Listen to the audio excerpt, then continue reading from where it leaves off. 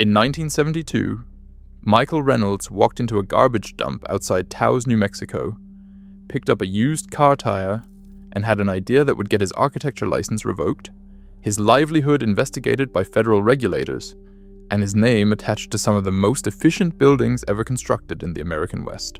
The tire weighed 40 pounds.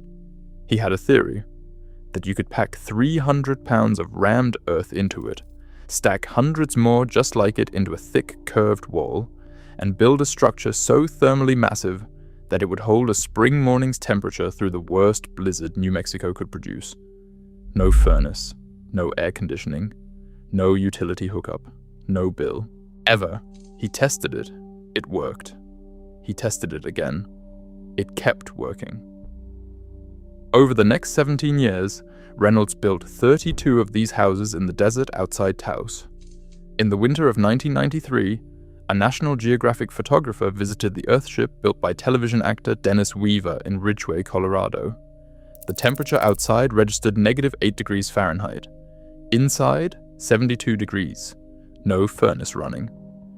The photographer told his editor the instruments must have been wrong. His editor agreed.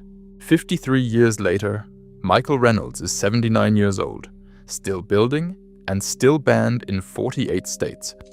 The houses are still warm. This is the story of the house that heats itself forever, and the architecture license they revoked to make sure you never build one. Lost Build Archives? Subscribe before we open this one. The archive opens outside Taos, New Mexico in the autumn of 1974. Reynolds is 29 years old, freshly suspended from architectural practice for the preliminary work he has already done, and he's building what will become known as the Thumb House. The budget is $6,000. The primary structural material is used car tires collected free from the same garbage dump where the idea began. The construction method is not complex. A tire is laid flat on prepared earth. A sledgehammer drives loose soil and subsoil into the cavity of the tire, 300 pounds per tire, compacted in layers, until the rubber shell holds a brick that does not rot, does not corrode, and achieves a compressive strength that later materials testing against ASTM standards will confirm exceeds the minimum requirement for residential load-bearing walls. Hundreds of these tires are stacked in offset rows, the gaps between them filled with aluminum cans set in concrete and recycled glass bottles, the whole mass covered with earth plaster. The resulting wall is approximately 30 inches thick, with a total thermal mass in a standard-sized home of roughly 95,000 pounds. The south face of the structure is floor-to-ceiling glass, angled at the latitude plus 5 degrees, calibrated to catch the winter sun at its low angle. A roof overhang calculated to the solar geometry of the site blocks the high-angle summer sun entirely, while allowing the low-angle winter sun to penetrate the full depth of the interior. The geometry is self-regulating. No thermostat, no sensors, no controls, no moving parts. That is the heating and cooling system. But Reynolds was not building a temperature experiment. He was building a complete life support vessel. And the thermal system was only the first of 4 interlocking systems that together eliminate every recurring utility cost a conventional house carries. The second system is water. Reynolds designed the roof to function as a catchment surface, channeling 100% of rainfall through gutters into underground cisterns, typically 10,000 to 30,000 gallons depending on the household's needs. The water passes through 4 filtration stages before it reaches a kitchen tap, beginning with a coarse filter at the cistern inlet and ending with a ceramic carbon filter at the point of use.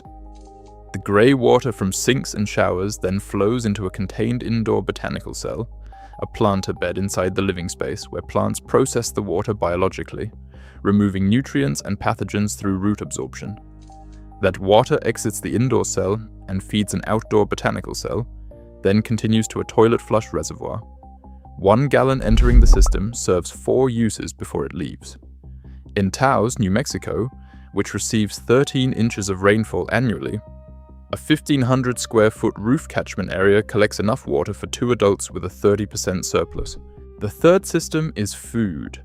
The south-facing greenhouse zone that charges the thermal mass is not wasted space between uses. Reynolds designed it as a year-round growing area, Residents at the Greater World Community grow bananas, papayas, citrus, and tropical vegetables at 7,000 feet elevation in a climate that sees snow in May. The greenhouse does not require supplemental heating because the thermal mass behind it maintains the zone temperature above freezing through all but the most extreme cold snaps. The fourth system is electricity. The total electrical load of a house with no furnace, no air conditioner, no electric water heater, and no pump running on continuous supply pressure is approximately 1/5 of a conventional American home's load. A photovoltaic array of 1.5 to 3 kilowatts, combined with a 48-volt battery bank, powers lighting, refrigeration, communication, and small appliances indefinitely. At the scale of consumption an Earthship requires, the solar installation that would be inadequate for a conventional home is more than sufficient. These four systems together eliminate the utility bill entirely. Not reduce, eliminate. The average American household pays separately for electricity, gas or heating fuel, water, and in many cases sewage treatment. An Earthship resident pays for none of these. The construction cost, which is comparable on a per square foot basis to conventional construction because of the labor intensity of rammed earthwork, is the last payment the house ever requires. Here is the physics as plainly as it can be stated. Dense mass absorbs heat slowly and releases it slowly. The tire walls absorb solar energy during daylight hours and return that stored heat to the interior during the cold night, running a daily thermal cycle that requires no fuel input. The south glass is the charging mechanism. The roof overhang is the seasonal switch. The buried rear wall, partially set into the hillside, draws on the constant 56-degree temperature of the Earth at 4 feet depth, which acts as a thermal floor in winter and a heat sink in summer. That first winter, the temperature outside the thumb house dropped to -12 degrees Fahrenheit for 3 consecutive nights. Reynolds had not installed a furnace. He slept in the house anyway. The interior temperature held at 64 degrees. He wrote one sentence in his journal that night: "The walls knew what to do." He was not, in 1974, thinking about the industry. He was thinking about physics and garbage and the possibility that a house could stop costing money the moment it was finished. But here is what the thumb house threatened, whether Reynolds understood it at the time or not. The United States residential energy market generates approximately $450 billion in annual revenue. Heating and cooling account for roughly 48% of that figure. Every dollar of that $450 billion flows through a supply chain. Fuel producers, utility companies, HVAC manufacturers, their parts and refrigerant suppliers, their installation contractors, their maintenance networks. A house that heats and cools itself permanently does not participate in that supply chain. Not partially, not with exceptions, permanently. From the day it is completed, it requires nothing from anyone. You cannot meter a tire wall. You cannot send a monthly bill to 95,000 pounds of rammed earth. You cannot charge for the slow release of stored solar heat. The house that needs nothing is, from the perspective of every business model, built around selling heating and cooling as a recurring service, not just competition. It is a category error. It is the wrong kind of solution to the problem. And the closer it comes to looking like the right answer, the more necessary it becomes to keep it off the approved list. Reynolds spent the next 15 years refining the design. Better roof catchment systems feeding underground cisterns. Indoor greenhouse zones using grey water from sinks and showers to grow bananas, papayas, and citrus at an elevation where standard gardens died in May. Small photovoltaic panels running the minimal electrical load of a house with no furnace, no air conditioner, and no water heater running on gas. The designs evolved. The core remained. Thermal mass, passive solar geometry, and the deliberate elimination of every system that required a monthly payment to operate. By the late 1980s, Reynolds had built enough structures, and enough of them had performed well enough for long enough, that the New Mexico Construction Industries Division could no longer ignore him. In 1989, they revoked his architecture license. The stated reason: building without proper permits, using materials not approved by applicable codes, and endangering public safety. That last charge is the one worth examining most carefully. Not one of Reynolds' 32 structures had experienced a structural failure. Not one resident had been harmed. The New Mexico Construction Industries Division could point to 0 injuries, 0 collapses, 0 documented safety violations in any physical structure Reynolds had built. What they could point to was that none of the materials he used appeared in the appropriate sections of the Uniform Building Code. The tires were not on the approved list. Therefore, under the law, as written, the house was illegal. Whether the house was safe was a question that the approved list was not designed to ask. Now we need to talk about who wrote the approved list. The International Code Council is a private non-profit organization headquartered in Washington, D.C. It writes the International Residential Code, the document that governs residential construction standards in all 50 US states. It is updated every 3 years through a voting process. The voting membership of the ICC includes building officials and representatives from the building products manufacturing industry. The corporate members of the ICC include the Portland Cement Association, the American Chemistry Council, the American Forest and Paper Association, the National Association of Home Builders, USG Corporation, and CertainTeed. These organizations do not fund the ICC out of civic generosity. They fund it because the ICC's output directly determines what materials are legally required in American residential construction. Their membership gives them a vote in the process that writes the rules their competitors must navigate to enter the market. Section R316 of the IRC prohibits the use of tires in habitable wall construction. The stated rationale: tires off-gas volatile organic compounds at temperatures above 400 degrees Fahrenheit. Reynolds' counter-argument, confirmed by independent materials testing: tires encased in 300 pounds of rammed earth never approach temperatures anywhere near 400 degrees. The structural mass surrounding them acts as thermal insulation that makes the fire scenario physically implausible in a buried wall. The code makes no distinction between an exposed tire and a tire buried in compacted soil. That distinction is not scientifically complex, it was never made. Section R602 requires engineered lumber or steel framing as the residential structural system. An alternative structural system, meaning anything not on the approved list, requires a licensed structural engineer to certify the design with a professional stamp. Most structural engineers will not certify an Earthship structure, not because the walls fail under testing, because no structural engineer wants to be the first in their jurisdiction to stake their professional license on something their errors and emissions insurance does not cover. The certification pathway exists in theory. In practice, it requires someone to go first, and no one has a financial incentive to be first. Kirsten Jacobson, Reynolds' longtime partner and co-director at Earthship Biotecture, summarized this in an interview that Reynolds has never publicly contradicted. The codes were never written to keep people safe. They were written to keep people paying. Reynolds appealed the license revocation. His license was partially restored in 1994, with conditions restricting him from commercial practice. He established Earthship Biotecture as a formal company. He published 3 volumes on Earthship construction that became the most widely referenced off-grid building documents in the world. He kept building. Dennis Weaver understood the idea before most architects did. Weaver, best known as the actor Chester on Gunsmoke for 19 seasons, had made enough money to build whatever house he wanted. He visited Reynolds' compound in the late 1980s and commissioned an Earthship in Ridgway, Colorado, at an elevation of nearly 7,000 feet, in a valley that experiences sustained periods of negative temperatures every winter.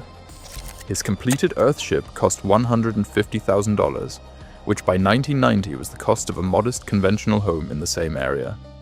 He spent nothing on heating after the day it was finished. He spent nothing on cooling.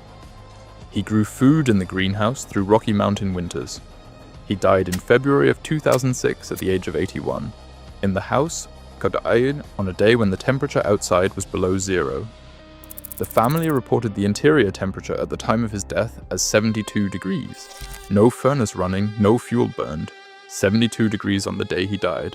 In 2007, a documentary film called Garbage Warrior followed Reynolds through his legal battles and into his fieldwork. It reached over 10 million views online. The international response was immediate. Belgium, France, Scotland, Bolivia, Argentina, Cambodia, Malawi were all building Earthships with government support, in countries where the International Residential Code either did not apply or had been adapted to accommodate alternative materials. Then in January of 2010, a 7.0 earthquake struck Haiti. 230,000 people died. The damage was concentrated in exactly the type of construction the IRC had promoted for 50 years. Concrete block, unreinforced, built to minimum standards. Reynolds mobilized a volunteer team within 72 hours. He flew to Port-au-Prince and began teaching Haitian builders to construct earthbag structures from the rubble of the buildings that had just killed 230,000 people. In 10 days, 6 demonstration structures were complete. The Haitian government formally invited him to continue. He stayed 3 weeks. When he left, 30 Haitian builders had been trained in the method. FEMA's prefabricated temporary housing units, at approximately $10,000 each, began arriving in Port-au-Prince the following month.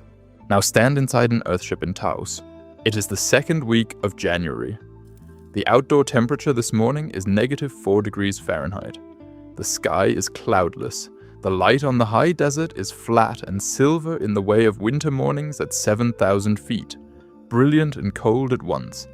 A light that carries the idea of warmth but not the substance of it. You walk through the entry. The air changes immediately.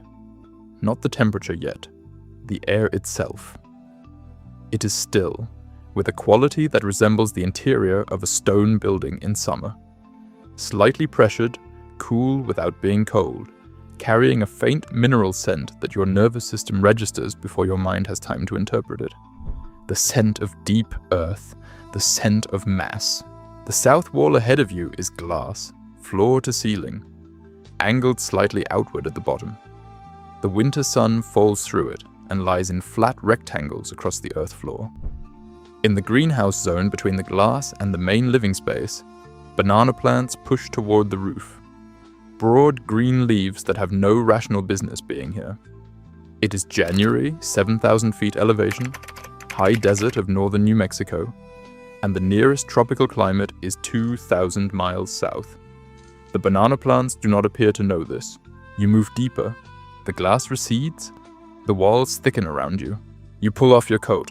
The interior temperature is 68 degrees Fahrenheit. It has been approximately 68 degrees, varying no more than 4 degrees in either direction for the past 4 months. You look for the thermostat, there is none.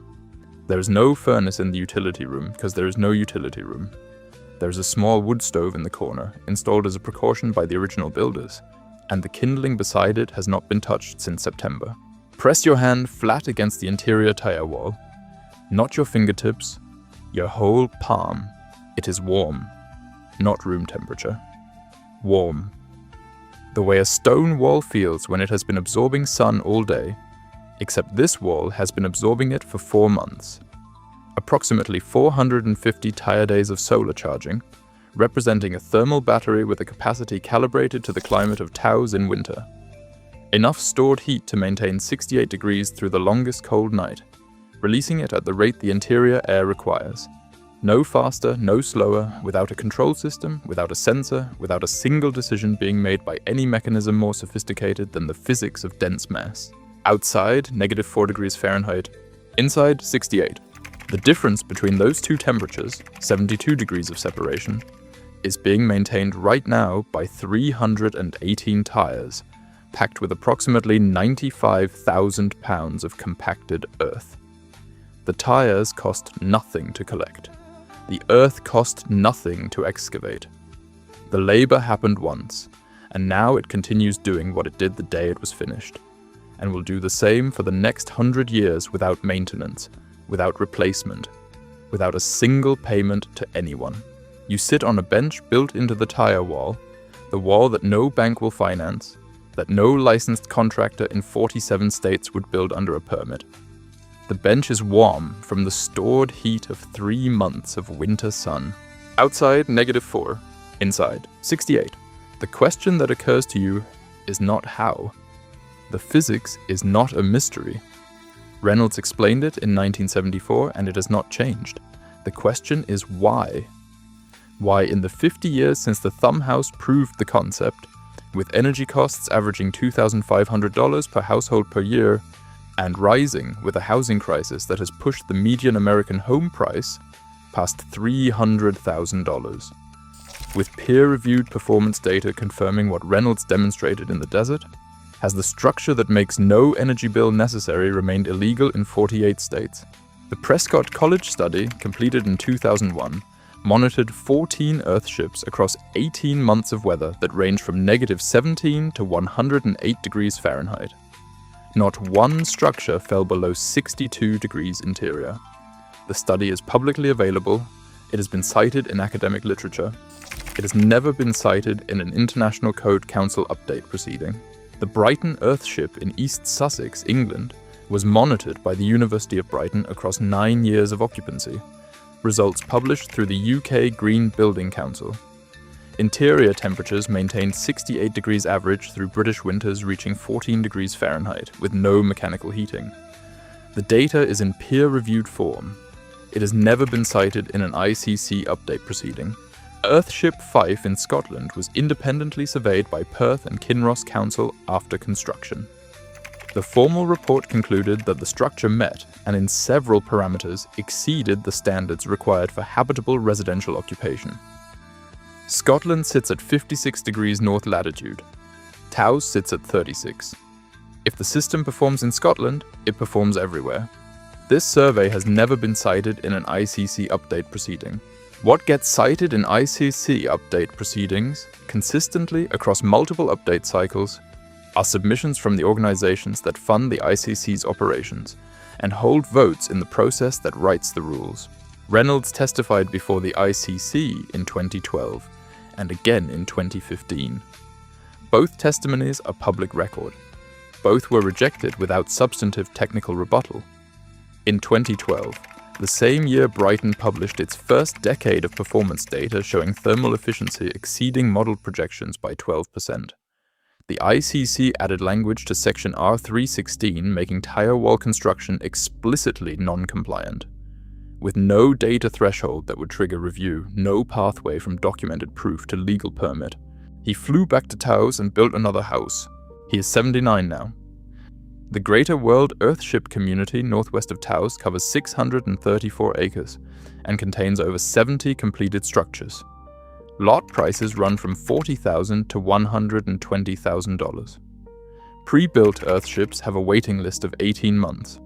The average utility bill among residents is $247 per year, mostly internet service. The average energy bill is $0. The owner-builder exemption is the crack in the wall. 44 US states have provisions allowing individuals to construct their own primary residence without a contractor's license or a code inspection, provided they personally occupy the structure. Reynolds' company estimates that between 200 and 400 Earthships are completed annually in the United States under this exemption. 200 to 400 houses per year that pay 0 energy bills, built by people who found the legal pathway the code left open because it was written for someone else. Belgium, France, Scotland, Bolivia, Argentina, Nepal, Cambodia, Malawi have built Earthships under standard building permits. Their governments reviewed the performance data and found the construction sound.